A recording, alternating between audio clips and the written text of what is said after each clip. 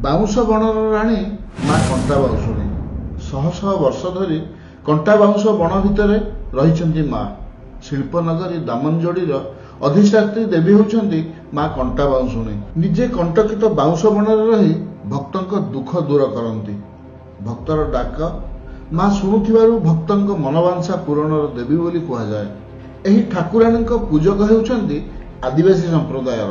କୁହାଯାଏ ବହୁ ବର୍ଷ ପୂର୍ବେ ଏକ ଆଦିବାସୀ ସମ୍ପ୍ରଦାୟର ଦମ୍ପତିଙ୍କୁ ମାଙ୍କ ଉପସ୍ଥିତି ସମ୍ପର୍କରେ ସ୍ୱପ୍ନାଦେଶ ହୋଇଥିଲା। ଆଉ ସେହିଦିନ ଠାରୁ ହିଁ କଣ୍ଟା ବାଉଁଶୁଣୀ ଏଠାରେ ପୂଜା ପାଇ ଆସୁଛନ୍ତି। ସ୍ୱପ୍ନରେ ମା ମନ୍ଦିର ପ୍ରତିଷ୍ଠା ପାଇଁ ବାରଣ କରିଥିଲେ, ତେଣୁ ଖୋଲା ଆକାଶ ତଳେ ହିଁ ସେ ପୂଜା ପାଉଛନ୍ତି। ଦଶହରା ଓ ପୌଷ ପୂର୍ଣ୍ଣିମାରେ ମାଙ୍କର ବିଶେଷ ପୂଜା କରାଯାଏ। ଏହି ସମୟରେ ରାଜ୍ୟ ତଥା ରାଜ୍ୟ ବାହାରୁ ମଧ୍ୟ ମାଙ୍କ ଦର୍ଶନ ପାଇଁ ଲକ୍ଷ ଲକ୍ଷ ଶ୍ରଦ୍ଧାଳୁ ଆସିଥାନ୍ତି। ଏଇଭଳି ଇଣ୍ଟରେଷ୍ଟିଂ ତଥା ଇନଫର୍ମେଟିଭ ଭିଡ଼ିଓ ଦେଖୁଥାନ୍ତୁ ଓ ତାର ମଜା ନେଉଥାନ୍ତୁ। ଆଉ ଭିଡ଼ିଓଟି ଯଦି ଭଲ ଲାଗିଥାଏ ତେବେ ଭିଡ଼ିଓଟିକୁ ଲାଇକ୍, ସେୟାର ଓ ସବସ୍କ୍ରାଇବ୍ କରିବାକୁ ବିଲକୁଲ ଭୁଲନ୍ତୁ ନାହିଁ। ରହୁଛି, ନମସ୍କାର।